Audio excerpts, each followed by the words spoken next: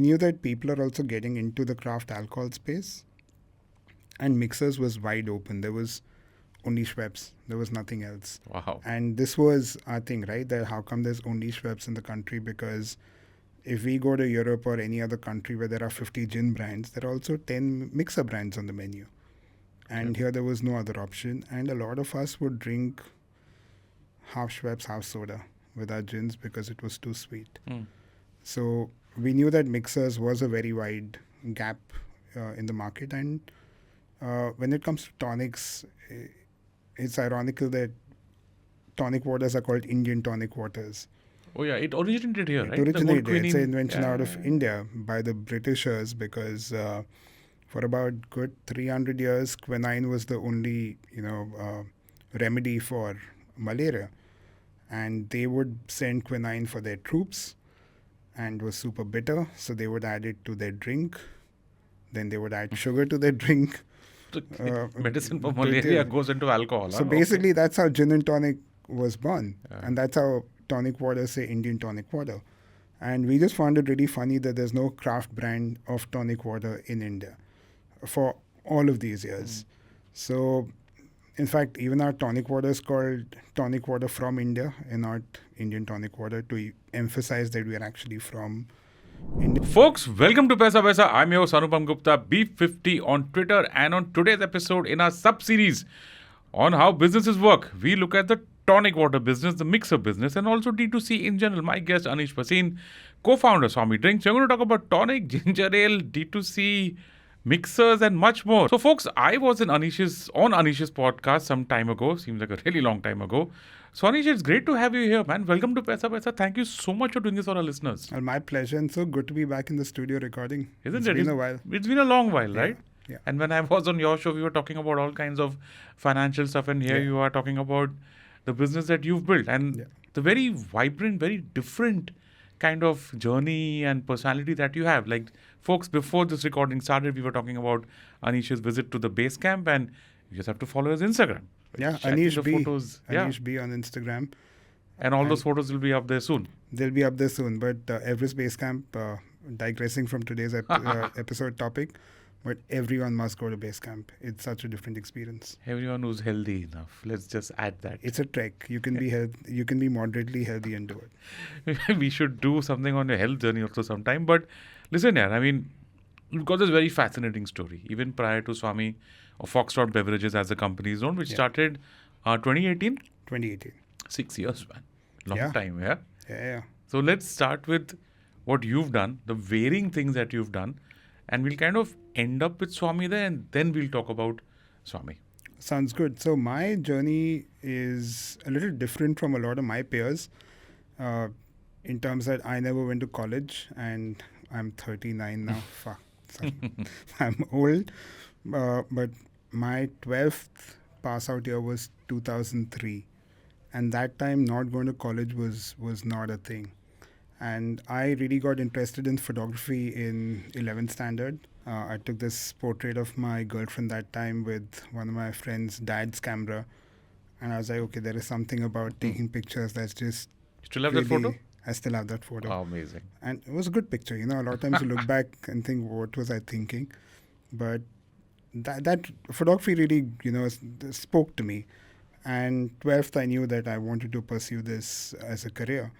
And when I would tell this to people, they would think that I'll be taking passport pictures in a studio. Because photography was not known as a career at all. Who would ever think? Yeah. I mean, like 20 years ago, I mean, the mobile phone didn't have a camera, or if it did, go on, please. Sorry. Yeah. So my dad was very encouraging about this, surprisingly encouraging, and I was pretty bad at academics post, I think, 8th standard. And he was like, you know what, I know you'll do something in life, so if you want to study photography, do it, as long as you're studying and you're working towards it, right? And my mom was like, no, you do your graduation. So I signed up at IGNU long distance thing, never filled anything, never got my graduation through that. But came to Bombay, started teaching, enrolled in a photography school, started teaching Photoshop there in 6 months, but really kept my eyes and ears open, absorbed a lot. Someone like Atulkas Baker was one of our guest faculty, learned a lot from people like them. And photography was a hobby that became a profession. Uh, and this is early Twitter days. Sheila Dutta Also a and I podcaster. connected. Yeah, old podcaster now, Old right? podcaster. There you go. So Sheila and I met in one of our tweet ups, which would be 10 people showing up. This was, We I think, remember at that era. Indigo for burgers. And we became friends like that. And we both got fascinated by wine around the same time. And there used to be this thing called the Wine Society of India. So we both went there. We used to go there for their tastings. Which, if I remember, was a subscription service Subscription by which service, you yeah. would get a certain Yeah, quantity of yeah. wine, which you could. Yeah, so global thing, that was the India chapter. And one of the nights that we were coming back, we were really high on a lot of good wine. And Sheila was like, I want to make an app. And I was like, you know what, even I want to make an app. He still had some tech background. I had zero idea about tech. And we're like, what do we make a wine about? App about. And we're like, what about wine? So we started Hipcast that time. And the idea started from cataloging every wine available. Eventually, if we could get into deliveries and stuff like that, that in the Indian framework could never be allowed legally. You still can't do it. But that was a hobby that became a profession of sorts. That was a very experimentative thing. And that's how I got into the beverage industry, got to know people in the space. And I think from talking about alcohol and, trying to work in that industry to creating something of my own was a natural journey. So in my life, all hobbies have become work things eventually, which has been good. You believe in the follow your passion theory. Yeah, when you have your own businesses, there are always days when you're like, why do you have to do this? Can't I just have a job?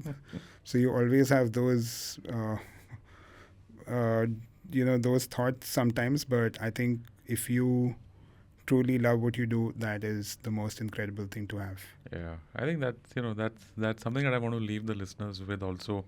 You truly love something that you do, then that is something, it's something to treasure. Swami, 2018, I know because, you guys started with something and ended up somewhere else. Yeah. Right? Let's just talk about that. So Swami started with Sahil and I really being into coffee. And he was in Singapore that time and he was like, I want to do something in the coffee space. And I was like, then what about India? It'll be a much bigger opportunity than Singapore, right? And parallelly, Rahul became a very close friend. He'd started Gateway Brewing Company that time. And he'd spent 2 years or 3 years in Mantralaya getting actual rules changed to be able to, do microbreweries and supply kegs to other bars. So we'd become good friends and we would ideate a lot of stuff. So I told him that, Sahil and I are discussing this. And he's like, I want to be in on this. And Sahil and Rahul didn't know each other. And I was like, you know what? I think everyone would gel along well. Because Rahul's also built a distillery. He knows at least some mistakes would have been made for us to be in a better place. So the idea was to do non-alcoholic drinks. It's just that because we had all the equipment in place, one idea was that what if we just start with coffee? So we started with coffee. And just to be sure, this is Nitro. This is Nitro, coffee and kegs. I actually want to take 2 steps back, so folks. So number one, Rahul of Gateway that Aneesh is referring to is, of course, Rahul Mehra, and Gateway was a microbrewery. Yeah, it still I've is. got that right? It's still there. Still is. And we've done an entire episode, an hour-long episode with Suketu of Dulali, so you might want to just listen to that to understand how microbreweries work.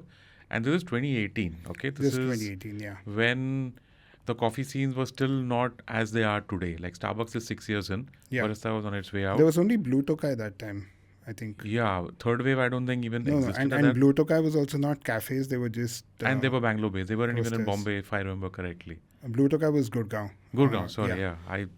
They were just a roastery that time and you could buy beans. Yeah. But there were no what you call third wave cafes, like specialty cafes. There was nothing. So it's important for you to understand that bit of perspective because 6 years ago, a lot of people don't even remember how things were. That kind of answers the question as to what was the great idea behind coffee? Well, you guys liked it, you guys loved it, you started it, please go on. But we somewhere also knew that coffee is just going to be a stopgap and it was a fun thing to try out because we were anyways building on CapEx and a lot of those kind of things. Rahul was also building out Stranger & Sons that time. So we knew what was happening in the craft space. We knew a few other people that were getting into the craft space. I knew the Greater Than team really well when they were ideating of launching a gin. So we knew that people are also getting into the craft alcohol space. And mixers was wide open. There was only Schweppes. There was nothing else. Wow. And this was our thing, right? That how come there's only Schweppes in the country? Because if we go to Europe or any other country where there are 50 gin brands, there are also 10 mixer brands on the menu. And here there was no other option. And a lot of us would drink half Schweppes, half soda with our gins because it was too sweet. So we knew that mixers was a very wide gap in the market. And when it comes to tonics, it's ironical that tonic waters are called Indian tonic waters. Oh yeah, it originated here, right? It originated. It's an quinine- invention out of India by the Britishers because for about good 300 years, quinine was the only remedy for malaria, and they would send quinine for their troops, and it was super bitter, so they would add it to their drink. Then they would add sugar to their drink. Medicine for malaria goes into alcohol. So basically, that's how gin and tonic was born, Yeah. and that's how tonic water say Indian tonic water. And we just found it really funny that there's no craft brand of tonic water in India for all of these years. So, in fact, even our tonic water is called tonic water from India and not Indian tonic water to emphasize that we are actually from India. So the idea was that we will build a non-alcoholic beverage company out. Categories we'll keep figuring as we go along. Funding. I Yeah. mean, here we are sitting in 2024. Yeah. And that was 2018. Yeah. And 6 years, so I think the funding scene has gone up and down. Up and down in so many waves, Yeah. right? So let's just go back 6 years and how the funding scene was then. Who did you guys? I mean, any stories from there on how you started the initial business? So initially we'd put in the capital and we were like, let's bring the product out. Let's see what the response is, and accordingly we'll look at raising money. But somewhere since day one, we knew that we are building a business eventually that we might want to sell. So things were done also keeping that in mind, right? You keep your books clean, do things a certain way. And we launched the product out, and I think in 3 months we started having conversations about funding. See, when you raise money, your first couple of rounds are the easiest, the best, like it's all of that, right? So raising money was fairly easy initially. And a lot of people tried the product and they're like, okay, we are in just because of the product. That's how a lot of smaller investments would happen. And then I think the wave came where every investor was about growth and revenue. Profitability doesn't matter, just let's Correct. see growth. And thankfully today that has changed in the last year, I would say, where everyone's like, okay, you know what, lesser burns fine. What about revenue and profitability? I don't know if you've seen Silicon Valley. That's The series? yeah, the series. Yeah, of course. Yeah. So in that, there's this episode where they are about to talk about revenue. And one of their investors is like, no, never talk about revenue.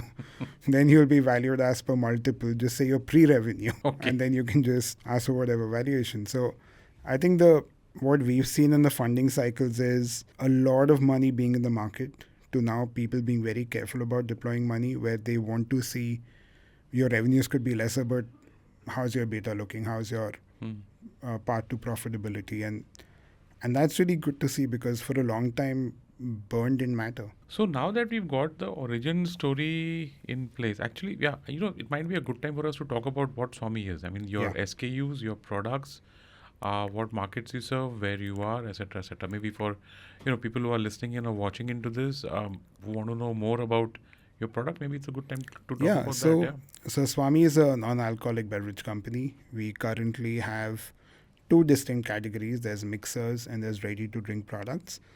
And a couple of products overlap, which I'll tell you about. But in the mixer range, the hero products are the tonics. So we have a bunch of tonic waters. The light tonic water is what really established us. That's lesser on sugar, much lighter than a lot of other products in the market. And eventually you want your gin to shine, like if you're spending money on a gin, I want the flavors of the gin to come out and not sugar to really overpower the flavor. So the light tonic is the hero in that category. We also have a product called the 3 Cal Tonic. That was a lockdown baby. Okay. We also did one funding round in COVID in lockdowns. You managed that, huh? Yeah, that was okay. that Mumbai Angels had led. Man, I just remember Zoom calls after Zoom calls of pitching. But it happened. It happened. Yeah. That was a tough time, but it happened. But the 3 Cal Tonic was born in the lockdown, and recipes would happen remotely. The teams would never meet. We would all try the products over a Zoom call. And even the labels, we all never got to see the label together. Wow. And I saw the label from the printer, approved it, and only the production run is what I think Sahil and Rahul, my 2 co-founders, finally saw. So 3 Cal Tonic does really well. It is sweeter than the light tonic, but the closest analogy would be Diet Coke. It's got the sweetness, but it's aspartame based, so your calorie count is way lesser. So the tonic range is there. There's soda, that's a mixer. Then we have a ginger ale that can be both. You could drink it by itself. You can mix it. Mixes really well with whiskeys, even with gins actually. Then we have a salted lemonade. Great for summer. Yeah, of course. Great by itself. Also great with tequila and white spirits. And I think salted lemonade is the national soft drink of India. Like you go to a restaurant. Come on, you can't go wrong with that. Sweet salted, the sweet salted lime soda would be my usual order. So Go to. Yeah. that's what we were tempted with that. And then we have a range of products which are non-alcoholic products emulating the taste of alcoholic products. So we have a rum and cola that if you smell or taste, I can give it to you in writing. You will say this is Old Monk Cola. Okay. I've done tastings with bartenders before we launched. And all of them would be like, this is Rum and cola. This is Old Monk Cola. Old we Monk, know okay. it. They would be very specific. And then we have 2 gin and tonics that are essentially tonic waters with juniper, which is the main flavor of gin, and some other botanicals. And that's pretty much the range currently. Now that we're done with the origin story of Swami and what Swami does, Aneesh, can we just run through the business here in terms of how I normally do this is revenues and costs? Sure. Okay, so can we just get down to revenue? And there are just 2 parts of revenue, which is per unit price and quantity. Okay, let's start with quantity. Like what are the key drivers for units sold or cases sold? I think cases is what is the... Yeah, so we go by cases. And we've been very clear that we would never be a D2C brand. And I think you had some D2C I questions. said that, yeah. Also, but we are a commodity product, right? And a lot of our mixer range is dependent on alcohol consumption, right?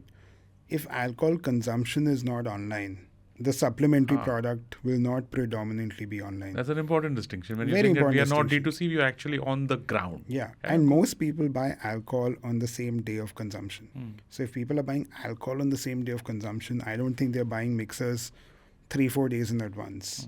So we were very clear about that. In fact, going back to the funding conversation, during lockdown, everything was D2C. And we would open every investor conversation by saying we're not a D2C brand and we're not aspiring to be that, because I have to be in every kirana shop. That's the only way to build this business. What we do really see traction on is quick commerce as well, but that's not D2C. That's basically a grocery store delivery happening fast, right? Still very offline. So for us, the key drivers of revenue would be 2 things. One is retail and one is on-premise, which is restaurants, hotels, bars. So I want to just give us an overview of this pie chart out here, right? because if I've understood correctly, there is what's called HoReCa. Yeah. Hotel, restaurant, cafe, that's HoReCa. Yeah. And then you've got something called modern trade, Yeah. which I think are everything from your food courts or whatever they're called these days. Organized retail. Just give me what this pie chart looks like for you guys. So what I was saying about on-premises HoReCa, so the playbook for a lot of alcohol companies, and during our initial years, we followed a lot of that playbook, is that your trials will happen at a restaurant, or again, HoReCa, on-premises, whatever you might want to call it. And you're hoping that people will discover your product at a bar and then buy it in retail. Same playbook with most alcohol companies. So we went with that. We first focused on bars and restaurants while retail was building out. Now, retail will have two main things. One is GT, general trade, and one is MT, modern trade. Modern trade will be your Spencer big type of bazaar, Spencer's, yeah. food Nature's halls, basket type nature's of baskets, all yeah. of those. And then your GTs will be everything else, right? Neighborhood kiranas and Patel stores and all of those kind of things. The number of modern trade stores is so little if you compare general trade stores, of right? course, And as a brand, GT is where the volume is. Modern trade becomes important for visibility, brand building, all of that. But footfall wise, what revenue you can drive from a GT store, and you'll call up your kirana guy, right? Or he'll be near your house, he'll pick up stuff. It's so much easier, and just the sheer difference in volume of MT versus GT versus MT is so large that you cannot ignore general trade in India. The literal last mile. Yeah, it is last mile, right? Before any quick commerce, at least in Bombay, we know that things get home delivered. I think that's pretty much uniform across India also, right? At least for the larger cities. So plugging into these places, or rather placing your product into all these places, how does that work? I mean, do you is there some intermediary out here? Because I know that you guys have a factory in Bhiwandi. Yeah. Now from there to putting it actually in every restaurant, in every Spencer's or Nature's Basket, and in every neighborhood kirana, how does that work? Because that I think is a backbone. I mean, that's logistics, that's distribution, that's a lot of. So let me start with, we first focused on restaurants, right? So let me start with that journey. Now, because Rahul and I were in this space beforehand, we knew that we could meet every restaurateur in the country and they will be happy to do a tasting with us and they'll oblige us with that. Now, if the product is terrible, they will be polite, maybe order us once, and that's about it. But whoever we met was, I think, mostly very encouraging. Apart from, I have this gripe with 5-star hotels, they would be like, but you're new, why are you more expensive than Schweppes? And you're like, dude, that's Coca-Cola, it's the largest. Their scales are different, right? And of course, something craft or thing will be more expensive. But I remember Ria's socials were launching. Riaz Amlani of social. Yeah, so they were launching this social, what's it called, social market, that food court sort of a place in Lower Parel. There was one version that was like a food court. Okay. Basically, one social they were launching in Lower Parel. So I'd gone for the preview. Might have been at Phoenix, I guess. Yeah, Phoenix. Yeah. So I'd gone for the preview and I just carried a case of literally like our first 50 cases or something, our first batch, and made him try. And he's like, we're launching day after. Can you supply? We're like, yeah, of course. Okay. And he also said, do you have a signage? We didn't have anything. So what is signage? Like your neon branding. It's an ad or whatever you place at the counter or stuff which usually like that. which usually you'll pay to put up at a place, right? Because it's advertising. And we're like, damn, let's get a signage made immediately, right? Because you're getting it for free and of course you will. So a lot of people like Riaz and most people we know were very encouraging.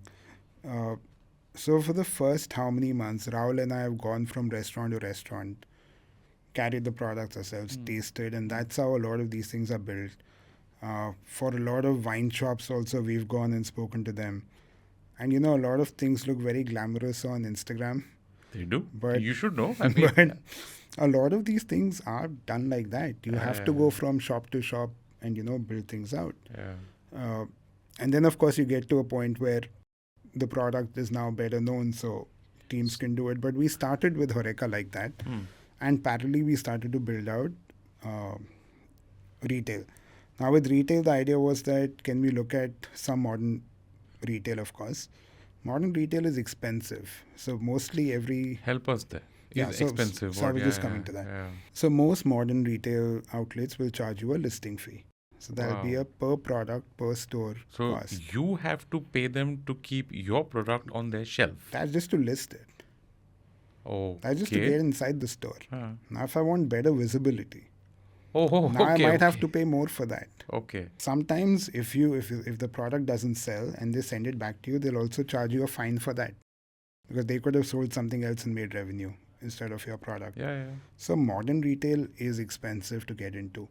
So if I was to get into 200 modern retail stores, 200 into let's say 10 SKUs. into $5,000 a product. That's suddenly a lot of money to get in.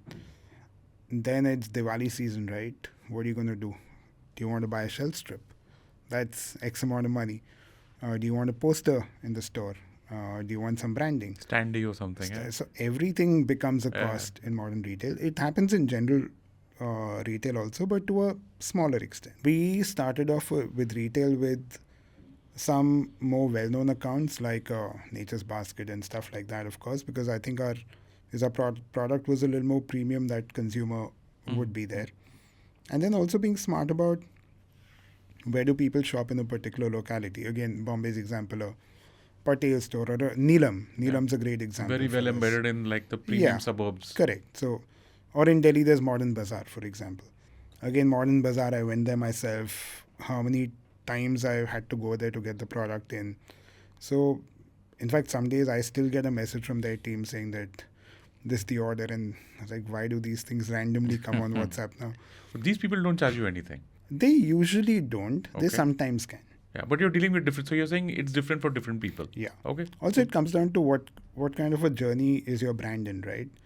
If you're new and your category is saturated, they might be in a position to charge you money or more money. Let's say you're a new brand, but that category is super hot and there's no one in that.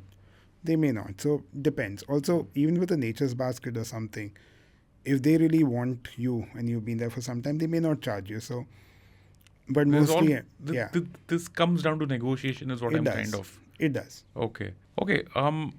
We are done with the distribution. We are done with the revenues, the SKUs. Let's get down to the cost, because you guys actually have your own facilities. You don't do, I don't know whether you do contract or whether you do your own stuff. And from day one, we've done our own stuff. Yeah. So how does that work? I mean, what is just maybe in less than 2 minutes, run through the process of making tonic? So on a very simplified level, any soft drink, right? Whether it's tonic, Coke, could be anything. It's essentially a syrup that you will make. So in terms of tonic, that syrup will be quinine. We get our quinine from Congo. There are multiple places you can get quinine from. In fact, we experimented with Indian quinine also. So for tonic, my base syrup would be quinine, lime, sugar, and then a couple of more salts that we would, want to change the taste of the water off.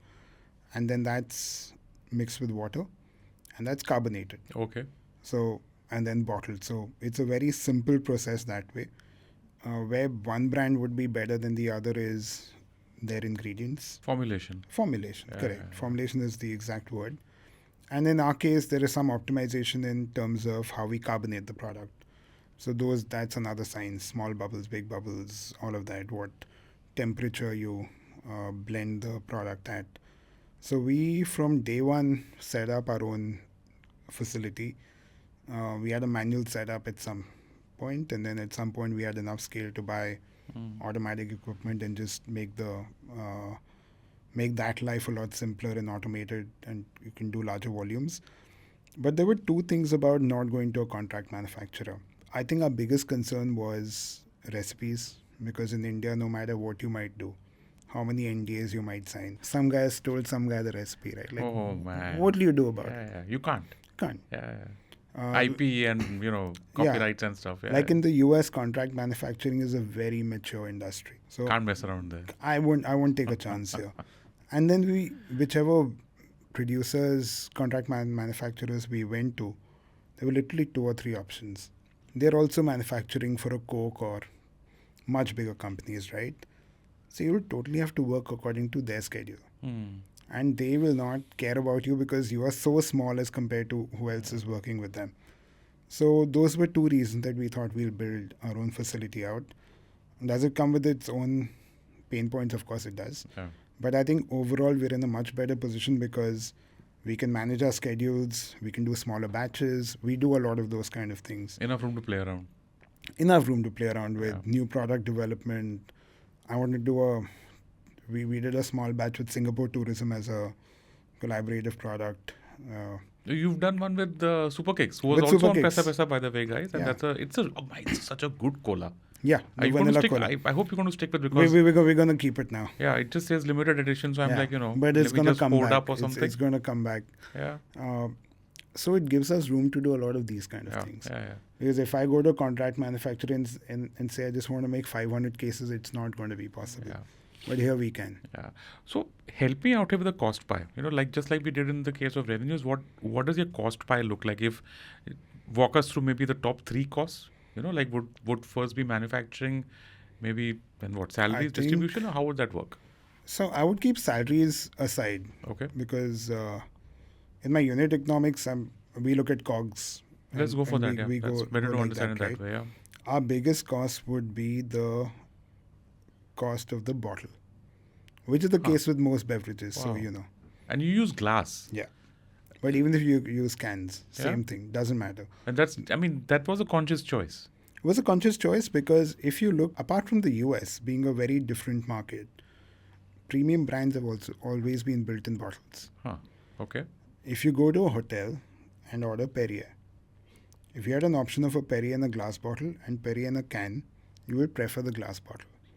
It just feels more premium. Okay. Only in the US, a lot of craft products have launched in cans to begin with. But again, that market has seen craft since decades. It's not a new thing. Yeah. Premium is not new.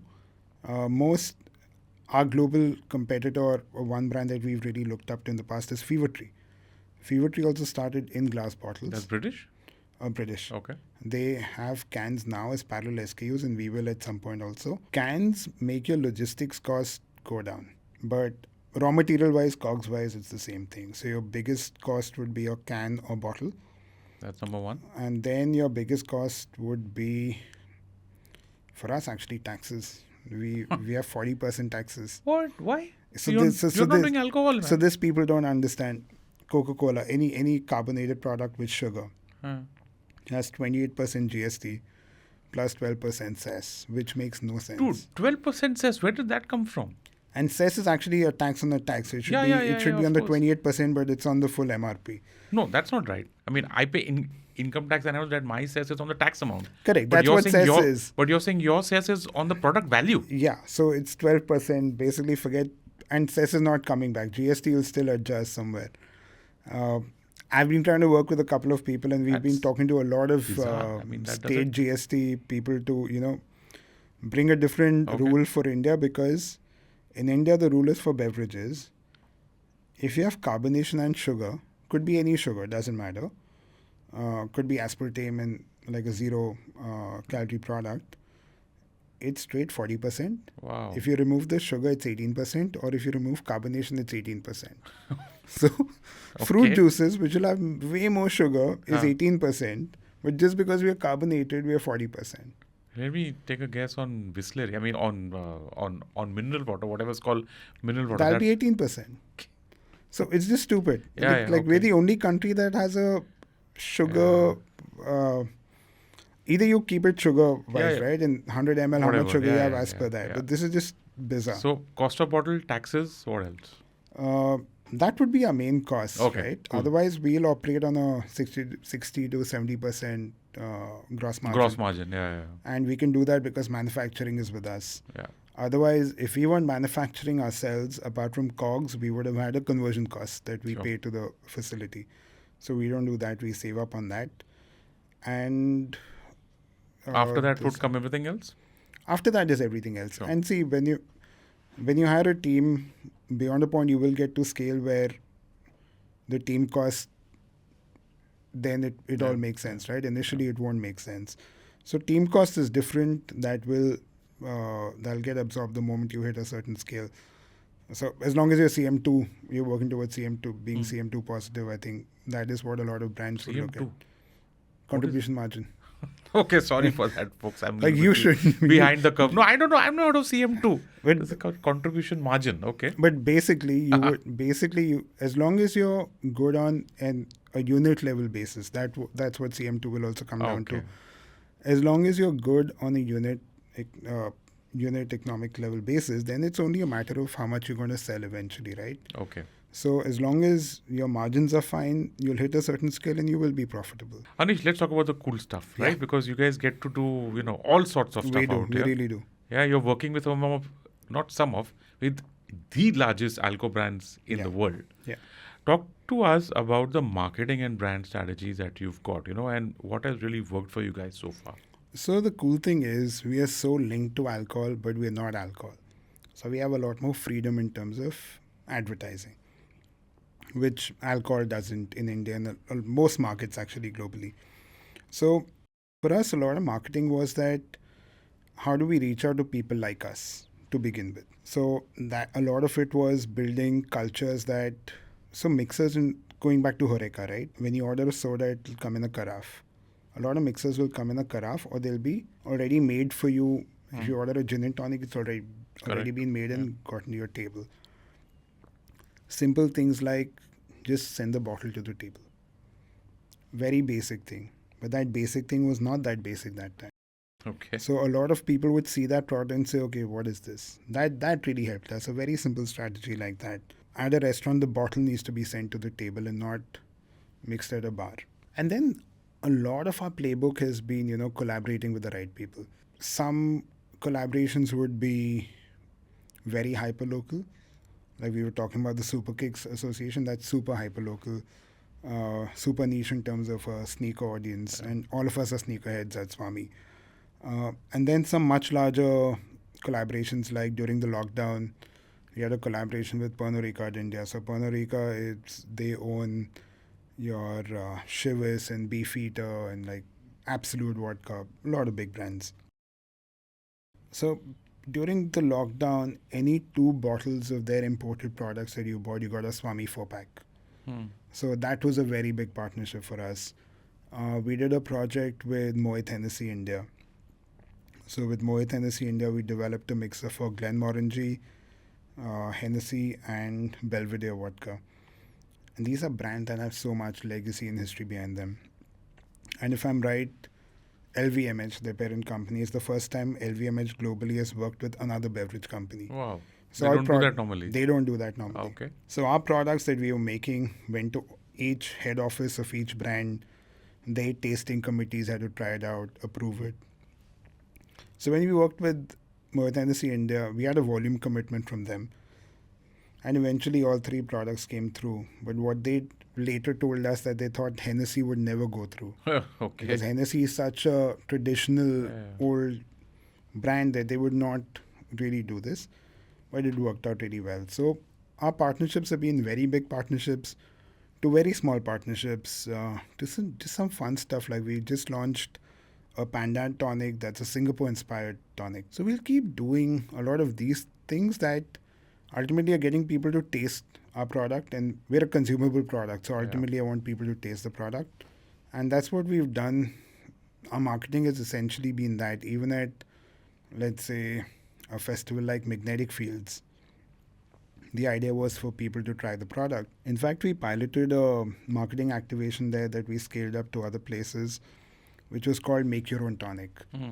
So we would have our base light tonic, and we would have 40 flavors available to you. We will advise you on some combinations, but it's up to you. So you'll add those flavors to the bottle, and we'll recap it for you on the spot. Nice. And it's a custom label, you write your name on it. So instead of saying grapefruit tonic water or cucumber tonic water, you write your name there. So it'll be Aneesh's tonic water or Anupam's tonic water. And that is something that whoever would do would Instagram, and that was a cool thing. So ultimately, our marketing has been about how can we make people try the product.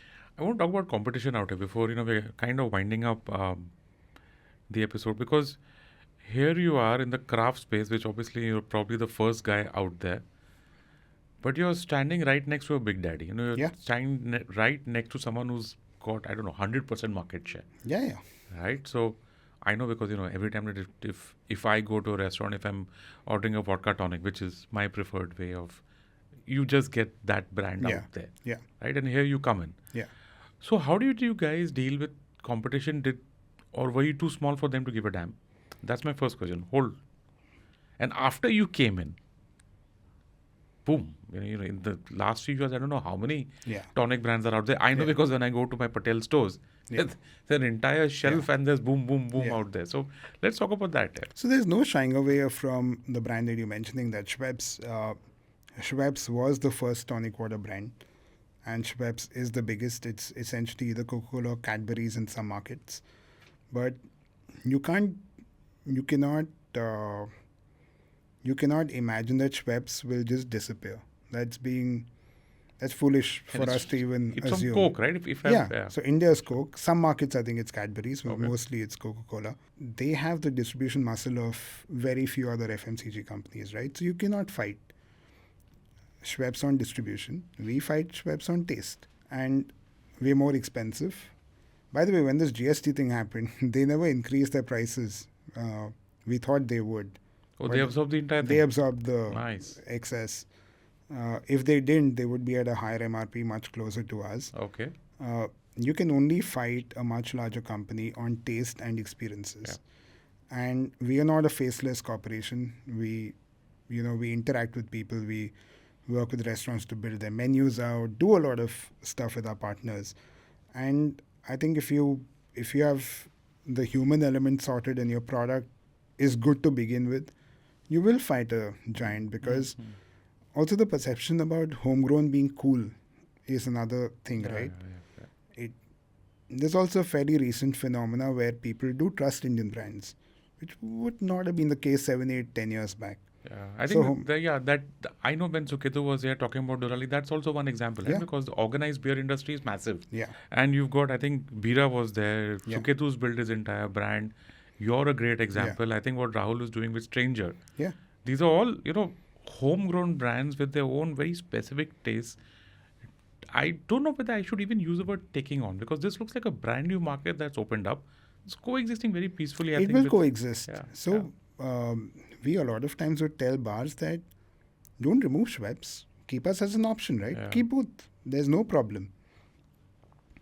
Let the consumer decide at the end, right, what they want. And we would have a very reasonable argument around this, that you're not keeping one gin brand, right? Keeping 4, 5, keep 2. Yeah. Let the Don't- customer decide. Let the customer decide. Let me flip this for you, right? Because now that there are quite a few mixers, quite a few tonics out there, has anyone gone out there and said, don't keep Swami? Oh, so many. So Let's talk about that. So we've had so many companies who've gone to a lot of our key accounts, one after the other, and said that we'll match Swami's price. You keep us. Now the thing is, you can't do this price war thing. It will never work out. Someone will come and do that to you. And I can say this, there's no problem, but Fever Tree done this. Okay. Fever Tree went to, I think, most of our accounts and said that being an imported product, they're like, we'll match Swami's price. But that's not how you build brands. You can't build brands on undercutting or doing that. And we built our equations with people. We built our equations with customers. There was a time that we had an issue with our glass bottle supply, and we were out for the market for a couple of weeks. And one of our accounts did have Schweppes, and they were getting questioned that what happened to Swami? We want that. We don't want this. So you have to build some customer loyalty. And with a lot of the Indian brands, again, I can be very candid about this. I like Sepoy. I'll happily drink Sepoy. Swami's not available. Good products, good founder, nice guy. I will not touch anything else. Okay. I think a lot of people, again, think that this is a very glamorous, fun industry to get into. Oh, come on, yeah. It is tough. It is tough. I also want to ask you this, because I've been, I'm sure you also like going to restaurants, going out, eating out, dining out, stuff. I know it's happened with me a few times. Almost, I think it's a 60-40 split. 60% of places that I go to will stock Swami and give it to me, without me asking for it. Yeah. Okay. They'll bring the bottle, and maybe in some cases, if we've not come to the point where they ask me, like they ask you for which gin, Yeah. they ask you for which vodka, Yeah. they ask you for which whiskey, Yeah. they don't still ask me about which tonic. Okay, I'm Fair. hoping we Yeah, get yeah, there. yeah. Okay, in some cases I have to ask for Swami and they give it to me. Yeah. No problem. 40%, I think, in my experience, random number completely. Minority don't even have it. So what do I do here? Do I send a message to you guys? Because Yeah, please, more than us, tell the restaurant.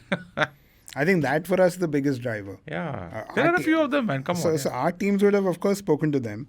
But I think the moment there are more customers asking, I think that's where... Straight up, I'll tell you one market where I've been, okay, because I know in Mumbai are the clubs. places where your, CCIs and your... Yeah, I so don't know CCI name we're them there for though. God's sake. So CCI we are there. You're there? Yeah, Okay, CCI must we have are been there. decent. I haven't been there in a while. We've been in CCI for a while. In fact, we are in their shop also. A lot of clubs are so price sensitive. Yeah. You're right. Right? Yeah, the members, they get used to it because they're going there for the price. So like, That's going to be tough. But you That's still going to be price tough. it closer to MRP, right? Yeah, No yeah. problem. But I can't match web's price. Okay. They want that. Yeah. So like we can't do that. Okay, cool. Last question as we wrap up. What lies ahead here? What do you guys have in mind? In fact, tomorrow is our meeting to decide what lies ahead. So we do a lot of new product development on the back end consistently. So I think for us, the new product range will only come out next year or towards the end of the year. Most of this year is about doubling down on the current portfolio. But you will see some, how do I put this by not giving Too many details, huh? too many details out. Yeah. But more categories. Okay. Cool. Easiest way to put it. More categories and also looking at cheaper price points, looking at different segments. Sure. But we will not launch more premium products. We will launch more affordable products. Yeah. And the size of your bottle is going to remain the same, right? Because that's been one crib of mine. That's spoken to tweet about Sahil also quite a few. Yeah, because, I'm just so... That's the global standard. There he goes. Now, come on. Cans will be more though. That's what I'm saying. Cans will be more. Every time that I, build, when I make the drink, Swami always ends up to layer. Yeah. The other stuff just goes all the way. I'm just so used to that. You shouldn't put more than that. But you shouldn't put more than that. But cans will be more. Yeah. And I think from my standpoint, cans will be more just because 200 ml cans look very, very puny. Okay. So, and people are used to the slim, taller cans. So I think we'll have to do that. That's 330 ml. That'll solve your problem. That's a good habit you changed here, because I think Schweppes also used to come in the bigger cans, right? And you guys brought this down and it just But went... Schweppes original bottles also, I think 250 ml or something. Okay. Europe, they would be 200 ml. Yeah.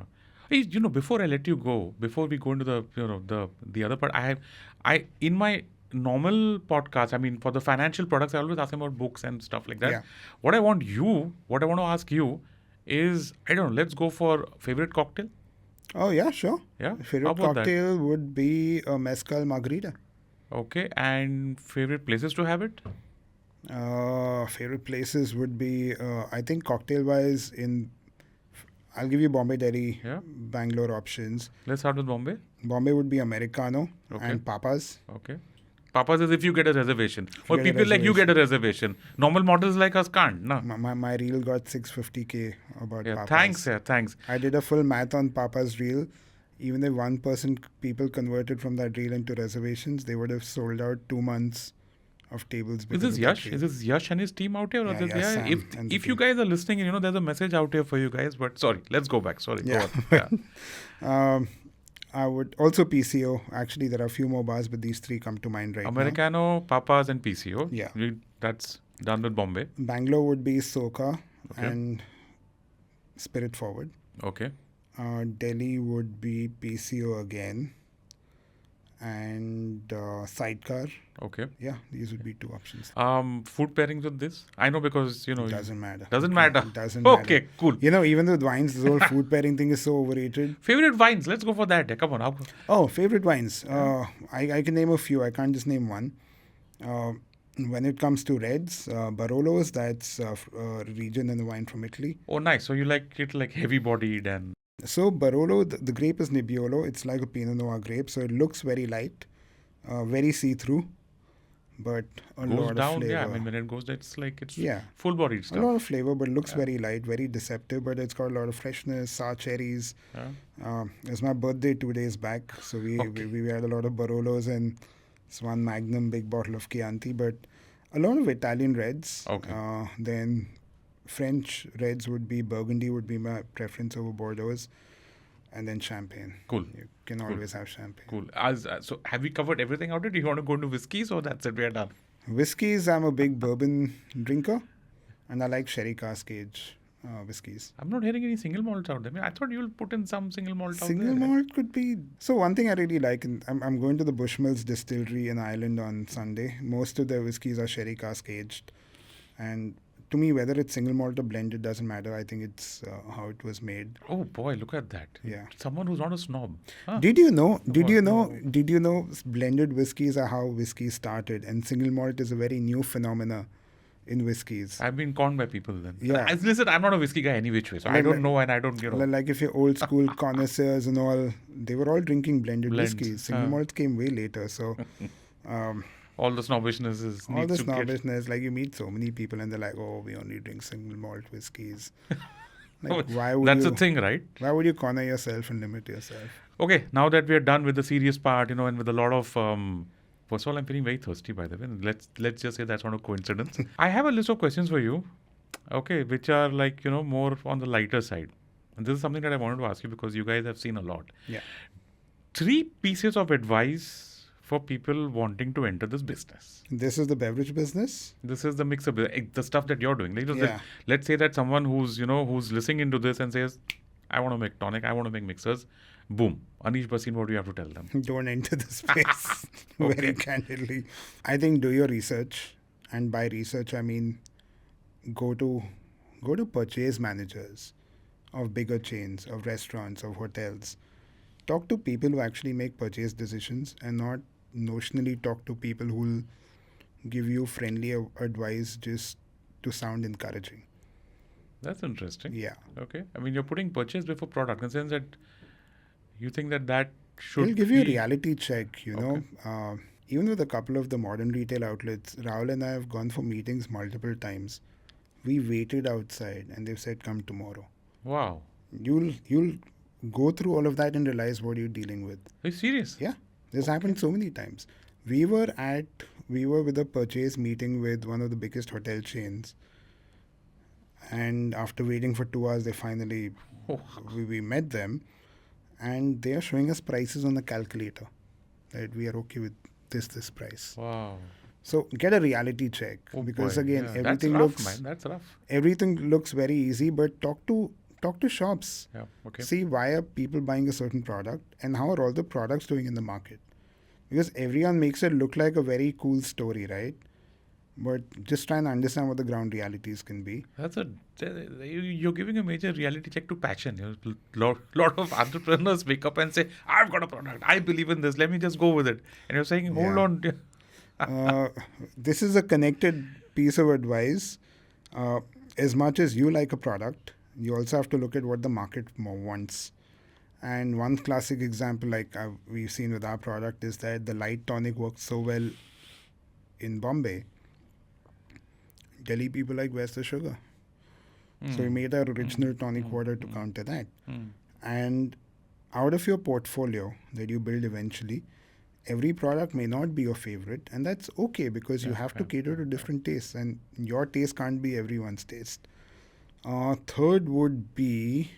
You want throwing something on funding there? Sorry, I mean... Yeah, I was doing that only. Yeah. Third would be raise money. Like, raising money is not the goal, and raising money comes with its own challenges. It's not glamorous to raise money, which a lot of people think it is.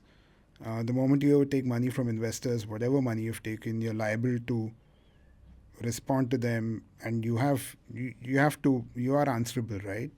So raise money only if you really have to, and raising money is not a glamorous thing. It may look cool when you see a press release or people talking about it, but again, ground realities. Question number 2, my favorite one, by the way. Passion into profit. How does Aneesh Bhasin do it? In what way? In what way? Come on. I mean, sometimes I look at your Instagram feed and I wonder what am I doing in life. No, I think, See, you like you said in the first, in the earlier part of this episode, the whole thing about going against the grain, saying that this education is not working for me. Going into photography, maybe let's just say you're completely lucky. You could have gone into pottery and Yeah. nothing's happened there so far. Yeah. I hope it does. Yeah. But that whole cycle of doing something that you truly enjoy, but also keeping that commercial part of it, being very clear about that. And there being a very clear bridge between the two, right? Because... So I think for me, if I talk about social media, right? For me, a lot of my social media is also Swami, in ways that I'm a cap on right now. Even on my podcast, I think 99% episodes, Only there's a couple of episodes around like sex toys now, like Swami ka cap mat pehno. You didn't have episode on sex toys? Yeah. Okay. So a couple of episodes. Was Ranveer Singh there on that? So a couple of episodes I took the Swami cap off. But otherwise, to me there are two things, right? One is building a personal brand. But my personal brand is so deeply connected with my company as well that it always helps. And you'll also see a lot of founders now being more vocal and talking about stuff, right? And Mark Zuckerberg right now, if you see what he's up to, or you have someone like Kalpe, the Nothing founder, talking about competition products on his YouTube channel. So I think social media is very important to build for every founder. I had an advantage that coming from the photography side of things, I somewhere understood how to shoot and edit slightly better. Which is still a lot more easier now than what it would have been earlier. So for me, passion into profitability is again simple. You do what you like. I've taken a lot of time on social media to get to 95k followers. It's been a long journey. It's not an overnight journey. And it continues. It's not like... It continues. Yeah, of course. But I put in a lot of effort in my content. And some Swami visibility is always there, which for me is also important. Yeah, and I think the important point about that number of followers is it's a number. Yeah. It's the brands that, or the partnerships that you can make work with you once you reach that number. I think that also is... Also, in the influencer realm, I would be a micro influencer, right? Like about 100k is fine. There's so many people who have 500,000, 1 mil. But I recently went to Coachella with Google Pixel, and I think they'd flown down 15 people globally.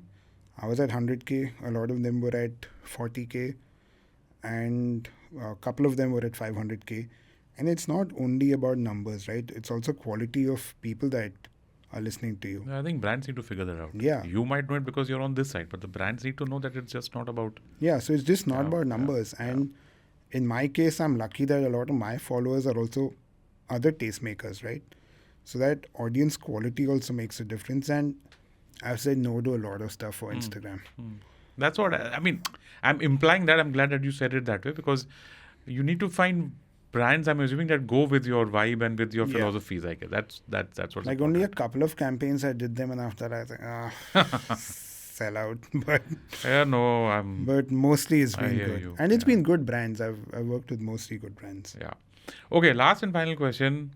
Aneesh Bhasin has 10 crores to invest. Invest, yeah. In an entrepreneur, who's venturing into the same business as you, or let's just say into business.